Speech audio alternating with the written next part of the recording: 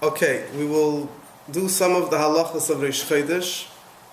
Since in the Alter Rebbe Shulchan Aruch we don't have the halachas of Rosh Chodesh, so therefore I will learn inside and say outside the halachas and minhagim of Rosh Chodesh based on the Mechaber Shulchan Aruch with the Mishnah Brura and other Mefarshim.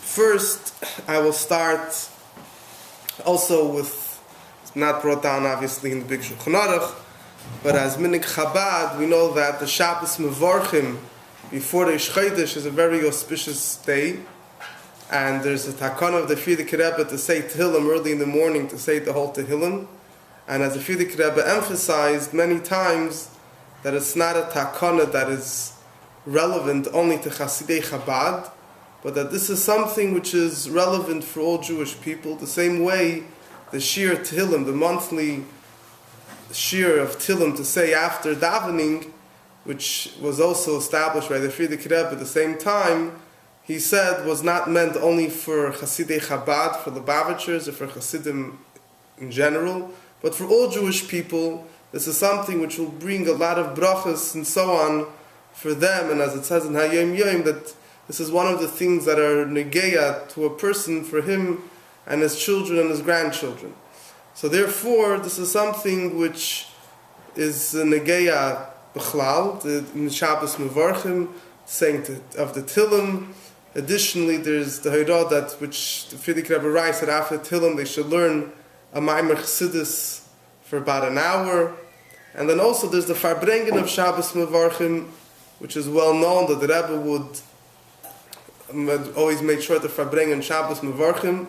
Even in that period of time, many years the Rebbe didn't Farbreng every Shabbos, but Shabbos Mevorchim was always one of the Shabbosim that the Rebbe Farbrenged on. And I mean, it can't be done on, let's say, in the winter Shabbos, it can't be done by day, it should be done on Motzei Shabbos. And they should Farbrengen, as it's explained in Hayom Yom, they should be Mo'erer and Kfiyas Itim and Chassidus and so on and so forth. It's brought down in other places, Chassidim are Farbrengen, they should read one of the Sichos of the Rebbeim, one of the Sichos of the Rebbe to be Mo'erer and Mechazik and so on. So Shabbos Mevorchim is already a preparation for the coming month, and as the Rebbe says in the Sichos, one should already, before Shabbos Mevorchim, one should already, from Shabbos Mevorchim on, one already starts the avoid of Cheshbon HaNefesh. We know that Erev Rosh Chodesh is known as a Yom Kippur Katan, as a small Yom Kippur, and where a person, as it's famous, that the last day of the month is when you make the same way before Shabbos, Thursday night, you make a cheshbon of the whole week. The same way, Erev Rosh Chodesh, you make a cheshbon of the whole month. But this already starts from Shabbos Mevorchim. So, in over here, and the Magen Avraham and others bring down that the Birchas HaChodesh, when we bless the new month, so from one hand, it is not the same thing as Kiddush HaChodesh. You know, the time that there was a Beis Din that used to set up the new month, they used to establish when the new month begins based on witnesses that saw the new moon. And if the witnesses came and saw the new moon, that day was Rosh Chodesh. If not, they waited until the next day. So then if witnesses came and saw the new moon, on the right day, they would be Mekadesh the Chodesh. They would, Beis Din would get up, they would get together, and they would announce Mekudesh that the month is sanctified. So although this is not what we're doing with Shabbos Mevorchim, because the calendar is already fixed from before they stopped sanctifying the new month based on the witness, based on the Eidim, based on the witnesses, they already knew that it will stop, and therefore they established a set calendar, which we follow these days. Nevertheless, so therefore the blessing of the new month is not in any way replacing, it's not considered like through this we are sanctifying the new month. But nevertheless, the meaning is, as it's brought down, that we stand when we bless the new month. Similarly, in a certain sense, it's still a resemblance to this sanctification of the new month that was done by the Beis Din when they were Mekadesh, and they used to set up the new month based on the witnesses. And therefore, one of the resemblances is through this that we stand. The reasons that are given why we bless the new month, the Shabbos before, is to remind the people that Rosh Chodesh is coming up. During the days of the week, people are busy with their jobs, they don't come always to shul. So if during the week, the day before Rosh Chodesh, let's say you will announce that tomorrow is Rosh Chodesh, not everybody will be in shul. So therefore you do it beforehand, so people should know Rosh Chodesh is coming, which day will be Rosh Chodesh, to be careful with the halachas of Rosh Chodesh, as we're going to speak about ladies not doing work, and halal, and yalav yavi, and so forth, and so on and so forth. Another reason why it's done on Shabbos, as the Rebbe pointed out, the Rebbe would always say, based on the Zohar, that Shabbos, my name is Baruchin Kulu Yoimin, that the Shabbos of on Shabbos, this brings the bracha for all the days of the coming week, as it says in Zohar, and as it's hinted in the Torah itself, that the brachas come for Shabbos, on Shabbos. So therefore, we have the blessing of the coming month, the appropriate time to do it is on the Shabbos before.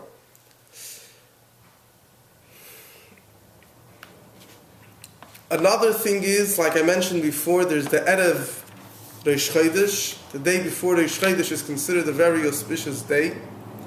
A lot of people fast. It's not common these days, obviously, especially amongst our circles. There are people that fast, and they say Anenu, they lay Nanemu, and so on and so forth. But at any rate, even those that don't fast, but it's definitely an auspicious day.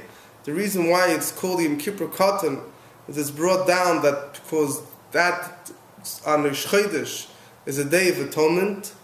As we say in Musaf, we say Zman Kapara L'chol Tel Deisim, we say on Musaf of Rosh Chodesh, that this is a time of atonement for all the offspring, for all the Jewish people. And he also explains, according to the Ramak, that all the offspring, the Beis Yosef brings the name of Erches Chaim, that the offspring goes on the month, on all the things, and all the, in other words, on all the days of the month, like the offspring of Rosh Chodesh, the offspring of the month, the things that happen from the days of the month. So Rosh Chodesh atones for it. So therefore, before that, we have a Seder day, people have a Seder of fasting, and so on and so forth. But nevertheless, even those that don't fast, but obviously it's a time of Cheshbon HaNefesh, it's a time to add in Torah, Tefillah, and Tzedakah, those that they can't fast, but they want to keep up the sinas of Indian to give to tzedakah the amount of the meals that they would eat, 2 meals, 3 meals, whatever it might be.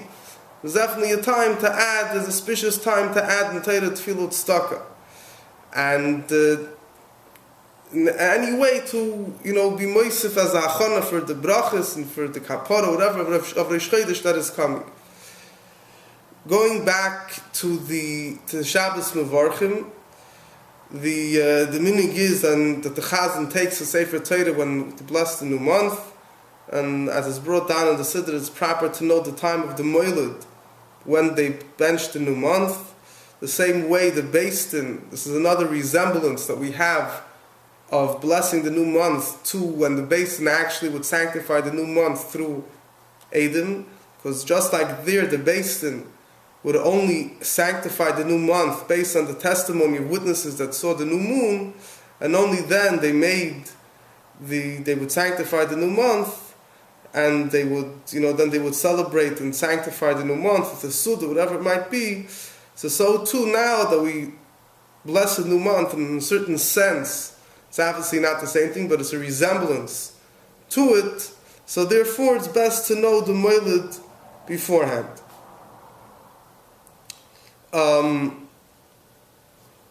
There's just a famous word which I'm just going to mention, that Chassidim would say that it's written in the Siddur that it's proper, you should know the day that Rebbe writes in the Siddur, Nochin Leida HaMoiled, it's proper to know the Moiled before they bless the new month. So we all know everybody's very careful before they bless the new month in the shul, so everybody makes sure to hear when the Moiled is, and in case the guy that's announcing it is saying it too low, so everybody makes sure that he says it louder, they should know when the new Moiled is. But by the Moiled, it only says Nochin Leida hamoiled. It's proper to know the moiled. It's not a chiyuv. But then there's other things. It says das alakei avicha. There's a chiyuv. It says you should know about Hashem. You should learn about Hashem and know what you have to do. So people halvai should make such a big tumult about das alakei avicha the same way they make about nochin leida hamoiled kedem shemavarchin achodesh, about knowing the time of the moiled. On a regular Shabbos mevarchim, we don't say of harachamim. Besides, when Shabbos mevarchim Sivan, because the month of Sivan was a time that there were crusaders and so on, many gzeiros that happened then. Unfortunately, during the Holocaust also, the Jews of Hungary, a lot of the tzaddis happened in the month of Sivan, and therefore we say the prayer of Avarachamim, which speaks about the people that were killed by Kiddush Hashem, that Hashem should, remember them and take nekama from them.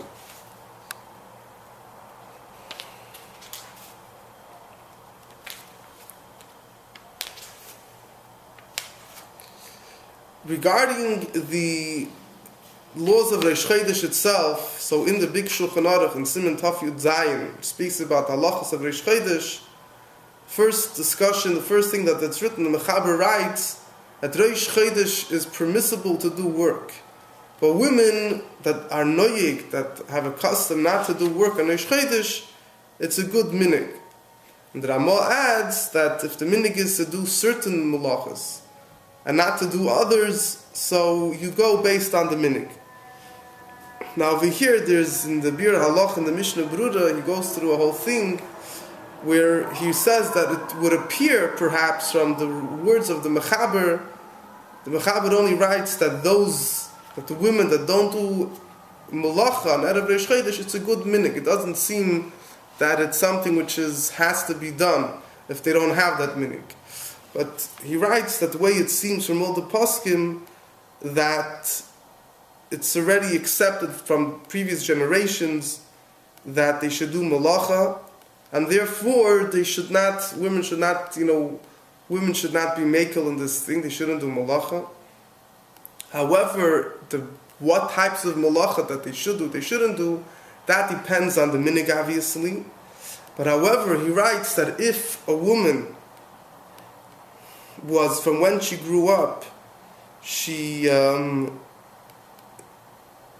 didn't do any malacha at all, so then it's considered as if she accepted upon herself not to do any malacha at all. If from what she was trained, she was only told not to do these malachas, but she could do others. So obviously, she has no obligation to refrain from doing other malachas. But if she accepted it on herself bistam, not to do malacha, so then it's you shouldn't be makel in any malachas. Now already, what types of malachas are things that women don't do? So certain places is an isser in sewing and knitting, and doing laundry, in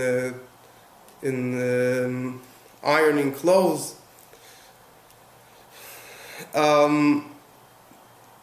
However, things like cooking and baking were not accepted upon the isser, obviously. Again, a lot of it depends on the minig. Certain places, for example, in Poskim it's brought down that they wouldn't spin, as women in those days used to spin wool into thread. They wouldn't spin wool into thread, but they would still sew. This is all based on the minig that's accepted b'chlal by Jewish women in that particular place, that particular community, what they do and what they don't do. It's all discussion about using machines. I think people are careful not to, at least women are careful not to put on the actual washing machine.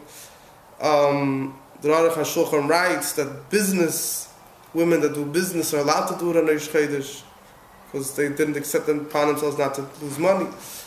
Anyway, the reason why particularly women have this custom not to do any malacha on Rosh Chodesh more than the men, famous reason that's brought down is because the women did not want to give their earrings, their jewelry, for the gold that was collected to make the golden calf. Like we see in the Torah that Aaron, when he was trying to push off the people from making the Egel Azov, he told them to take the earrings from the wife, from the rings from the ears of their wives and daughters.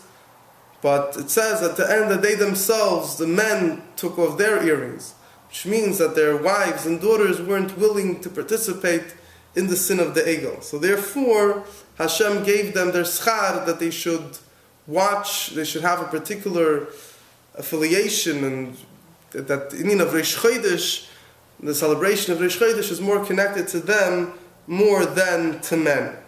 It's explained, the Torah brings down that the Yom Tovim, Pesach, Shavuos, and Sukkot are Keneged Avraham, Yitzchak, and Yaakov. The 12 Rosh Chodesh and the 12 Rosh Chodesh of the months, the 12 months of the year, are also called Yom Tovim, and that's parallel to the 12 Shvatim.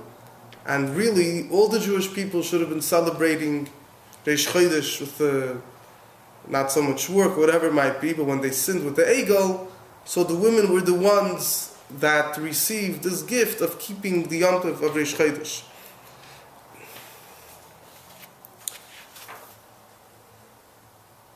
It's also up Chassidus, there's other reasons that are brought down, and so on and so forth. It's brought down that if there are any men that don't do Malach on Rosh Chodesh, this is not considered a minig, it's considered a minig burus, a minig coming from ignorance.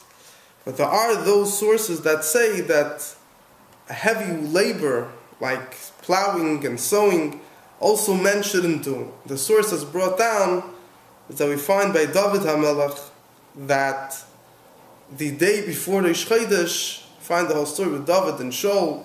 That's one of the sources of the whole thing of making a Suda of Rosh Chodesh, that Shaul HaMelech made, and as it says explicit in Nach, he made a meal for Rosh Chodesh.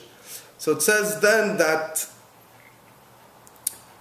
it calls the day before Rosh Chodesh, it calls it Yom HaMaisa, the day of work, the day of action. So it seems that there was a distinction that the day before Rosh Chodesh was called a day of action, whereas the Rosh Chodesh itself is not called a day of action. And action, Maisa, means to imply heavy work. So that's why there is such a source which says that even men should refrain from heavy work.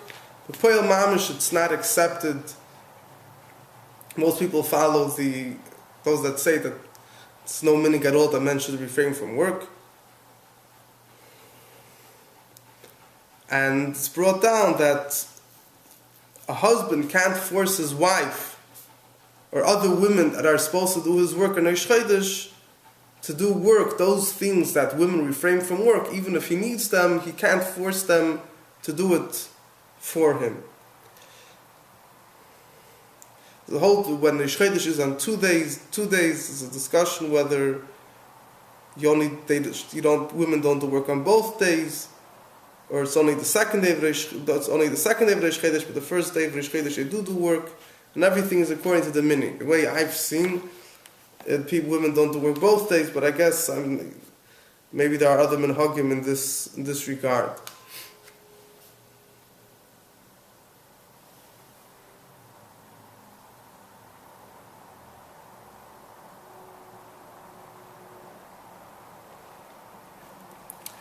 The next Siman Taf Yud Ches speaks about the din of tainus in Rosh Chodesh, the laws of fasting in Rosh Chodesh. And since it's not common for people b'chlal to fast, not on Erev Rosh Chodesh, not in Rosh Chodesh, b'frat, so I'm just not going to get in all the halachas. But basically, Rosh Chodesh is prohibited in fasting. Even a tainus choice is brought down in Poskim that even a tainus choice just to fast for a few hours is also prohibited in Rosh Chodesh. Several halachas regarding if a person accepted upon himself a fast and came out to be sometimes in Rosh Chodesh or whatever it might be, but this is not a regular thing. The thing that where it's negeya these days to regular people is regarding a chassan and kala, that the minig is that they fast on the day of their chuppah. So if they're getting married in Rosh Chodesh, so then they shouldn't fast.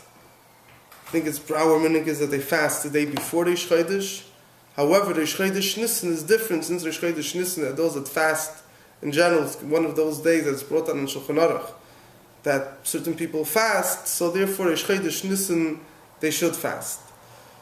Then in Siman Taf Yutes is a very short Siman in Shulchan Aruch, and it's 4 words. It says, Mitzvah laharba is bisudas Rosh Chodesh. It's a mitzvah to add, increase in the meal of Rosh Chodesh. It's an interesting word that's brought down that there's 2 simanim that are very short in Shulchan Aruch. One is this siman, and then there's another siman which speaks about the mitzvah of eating melava malka. So there's a word that's brought down that even though there's only one small din over here, and seemingly it could have been put as part of another siman, just didn't have to be made a siman into its own, is because people are not so careful with this, so therefore the mechaber was made as special simanim in order to awaken people to realize the importance of the meal of melava malka, which is explained in Siman Shin, and the meal of Rosh Chodesh, which is explained here in Siman Taf Yutes. Now, there is no obligation, even though Me'ikar Hadin, from the letter of the law, there's no obligation to, have a whole meal, like on Shabbos, there's Indian to wash, and the Yom Tov, there's Indian to have meat and wine, and so on and so forth. But on Rosh Chodesh, the main prohibition is only that one is not allowed to fast. There is no chiyuv to have dafka to eat bread. However, there is a mitzvah, as the Mechaber uses the word, it's a mitzvah to add in the meal of Rosh Chodesh, and therefore it's good to be mahader to eat also bread. Particularly, that there's a side advantage if one washes and he benches. So there's a special harachamon, which we say that we say in the harachamon at the end of benching, for Rachmanu Yizakenu L'Meisa Mashiach, you ask Hashem to make this month for bracha and so on, for good things, and you can only say it if you wash.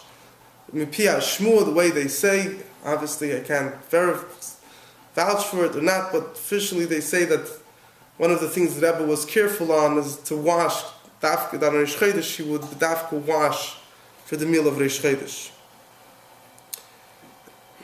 The reasons for having this meal on Rosh Chodesh, both one of the reasons is brought down because of to honor the day, which is an atonement for the Jewish people, as we said before, to remember that it's a special day, that we have a musaf, women don't do work, and it's also a zeicha for the meal, that when the witnesses came, they used to make a meal for them, so the witnesses should want to come back again. They shouldn't feel thrown off, particularly that only 2 witnesses were only necessary, so they used to make a meal for them. And there's other reasons given, that there's a special kedusha Rosh Chodesh, and a certain level of neshama you say it as well. So it's a mitzvah to add, increasing the meal.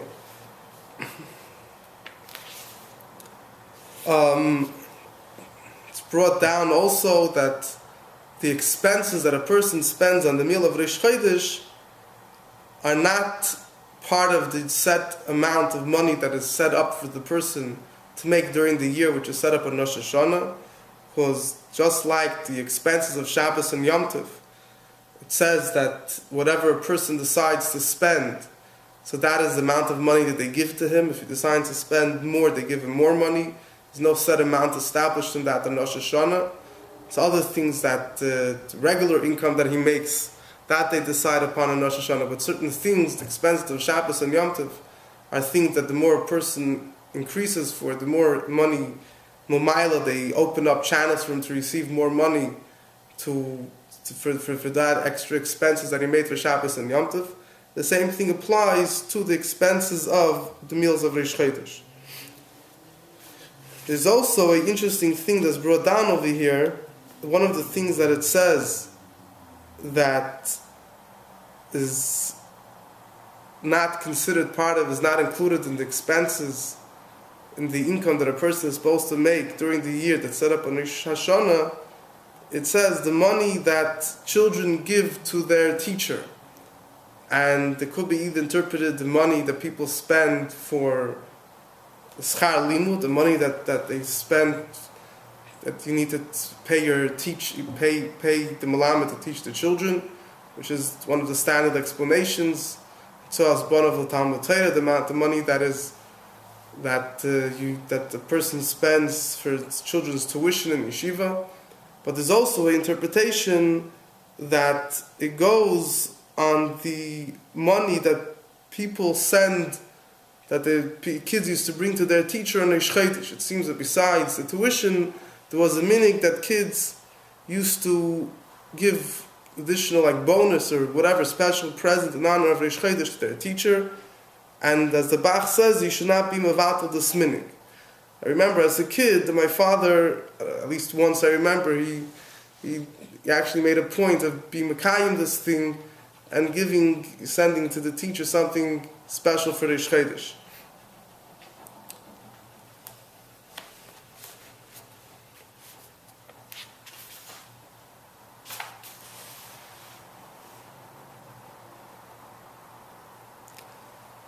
And regarding this thing of adding a meal for Rosh Chodesh, so the way it's accepted that, let's say if Rosh Chodesh comes out on Shabbos, so there's a whole discussion what to do. Certain people that quote Yerushalmi, they should make a special meal on Sunday, or extend the meal of Shabbos into Motzei Shabbos, in order to show that you're making something special meal for, or extending the meal in the honor of Rosh Chodesh. The accepted custom is to make a special food. If Rosh Chodesh falls out on Shabbos, you make a special dish, a special something of food that is not your regular Shabbos food, but you're doing it particularly in the honor of Rosh Chodesh. Example, if let's say Rosh Chodesh Teves falls out on Shabbos, then you have Rosh Chodesh, Chanukah, and Shabbos, or even if Rosh Chodesh falls out, regular Rosh Chodesh Teves, which falls out on Chanukah, people anyway have special food for Chanukah, so to add an additional thing for Shabbos, for Rosh Chodesh. Certain places, I believe there was a minhag, to make there was 3 kuglach in such a kviyas. Rosh Chodesh Teves falls out on Shabbos, it has 3 special kuglin, one for regular Shabbos, one Rosh Chodesh, one on Chanukah, whatever it might be, whatever the minhag might be. So there's a need to add a special dish for Rosh Chodesh if it falls out on Shabbos. And Bechlal, during the weekdays, I guess it's the fact that you're washing and so on is already a Sudas Rosh Chodesh is already making something that's sneaker, that's recognizable. They're making a special meal in the honor of Rosh Chodesh.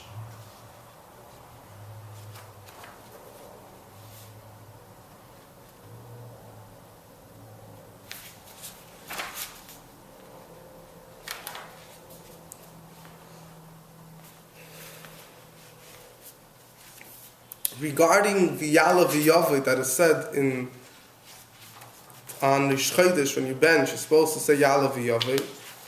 So in benching, the Alter Rebbe writes that we say Yala V'Yavli in benching because since there is a certain amount of Kedusha that Rosh Chodesh has, because we bring a Karban Musaf, so we mentioned it in benching as well. And since the Yala V'Yavli prayer is a bakoshas rachamim, we're asking mercy from Hashem. It's not like the Val Hanisim that we say on Chanukah and Purim, which is praising Hashem for the miracle that took place in Chanukah and Purim. However, Ya'ala V'Yavi is more of a request that Hashem should remember us and so on. That's why the bracha and benching that we say it in is in the bracha of Ra'achim of Bnei Yerushalayim, which the content of that bracha is also a bracha of asking Hashem for mercy. Whereas Va'al Hanisim we say in the bracha of Noida Lecha, where we thank Hashem for giving us Eretz Yisrael and so on, and therefore that is the appropriate place to say the Va'al Hanisim prayer, which is also a thanksgiving prayer. If one said Ya'ala V'Yavi earlier in the bracha of Noida Lecha, he was not Yotze and he has to say it again in Rachim. If a person did not mention Ya'ala V'Yavi, so if he reminded himself after he started the word Baruch from the the next bracha, Kela, of Hatov HaMeitiv, so then there's a short bracha that we say instead of Ya'aleh v'Yavai, Baruch Atah Hashem Elokeinu melech haolam shenasa noshei chadashim l'am Yisrael l'zikaron. As you see in the Siddur, right before the fourth bracha and benching, okay, Lavinu Malkeinu Rayenu, and so on, there's a whole paragraph of different short brachas that one says in case you forgot to say Ya'aleh v'Yavai and so on. But once you already started the baruch of the next bracha, you don't say any more Ya'aleh v'Yavai, because there's no obligation. You don't have to go back either, because there's no obligation to wash on Rosh Chodesh. So the whole meal is only voluntary from the letter of the law. So therefore, it's not considered an obligation so much that if you forgot it, you would have to go back. Whereas on Shabbos, where it is a chiyuv to wash, so if you forgot to mention it, say you would have to go back.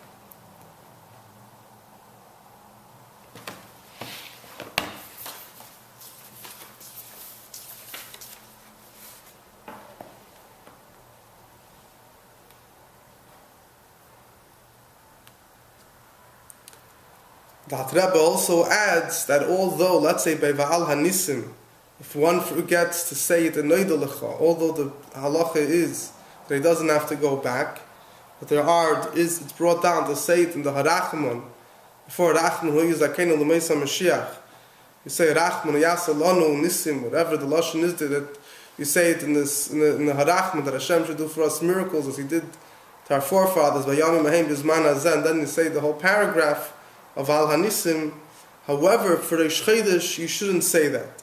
Why? Even though there's no Isser, there's no prohibition to say Ya'aleh v'Yavai, because although there's names of Hashem, but since Ya'aleh v'Yavai is a prayer of asking for mercy, so there's many different prayers for mercy that people say during the day, that Hapi Halacha, it's not a problem if you mention Hashem's name, because you're not mentioning Hashem's name in vain, and it's also not a bracha, as long as you're mentioning Hashem's name as part of a tefillah, and you're not saying it as a bracha, it's not a problem. But nevertheless, since it is saying Hashem's name, and there's no chiyuv for it, so we don't say Ya'aleh v'Yavai. If one forgot it, and he couldn't make it up before he said Baruch Atah Hashem at the beginning of the next bracha of Hatov HaMeitiv, so he shouldn't say it. He shouldn't say it anymore. He shouldn't say it later as well. We'll stop here now. As it says that when Mashiach will come, as it says, that then we will go up to the Beis HaMikdash. Every Shabbos, every Rosh Chodesh, we should be zeicha to it. Take it from Yad Mamish.